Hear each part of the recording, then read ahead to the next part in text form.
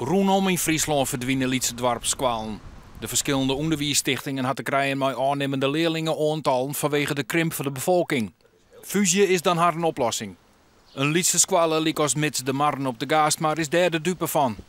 We hebben eerst van krimp, net op deze squallen, maar op de grote squallen van de stichting. Waarom er in het leerlingenaantal, minder inkomsten. Nou kunnen ze het zich eigenlijk net meer permitteren om de Lietse squallen ik hier te houden. Wij moeten bezuinigen, wij zijn de klos. Dat is het wrangen van de hele situatie.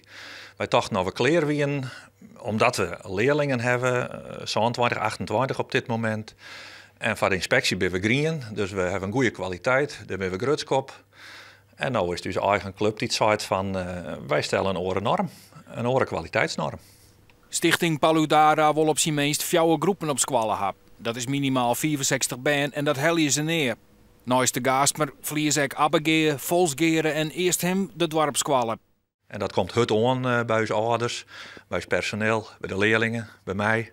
Daar ben we net zo blij mee dat die squallen tegengaat. Het is toch hartstikke mooi dat je in een dorpje squallen hebt. Die ben je zelf naar squallen en ja, dat is gewoon wel belangrijk in een dorp. Over het algemeen vinden ze het wel heel erg dat de squallen tegengaat. En van jouzelf? En voor uzelf precies hetzelfde. Teams die trek zijn in van, hey, moet dat nou echt?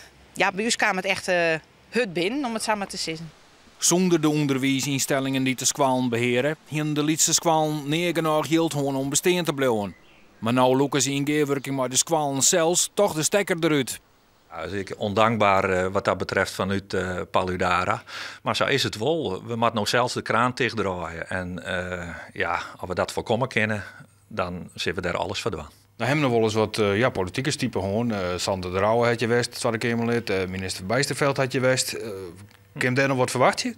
Ja, wij zullen alles in het werk stellen om hem ik te benaderen, de politiek te benaderen. Ik hoor een gemeentelijke politiek. Zien wat ze voor ons dwang kunnen. En de band bent direct net manjes. Dan mag je naar je fietsen en naar je vrienden, zie je dat soort zaken? Ja, en deze is net zo vol. Nee. Dus liever hier blijven. Ja.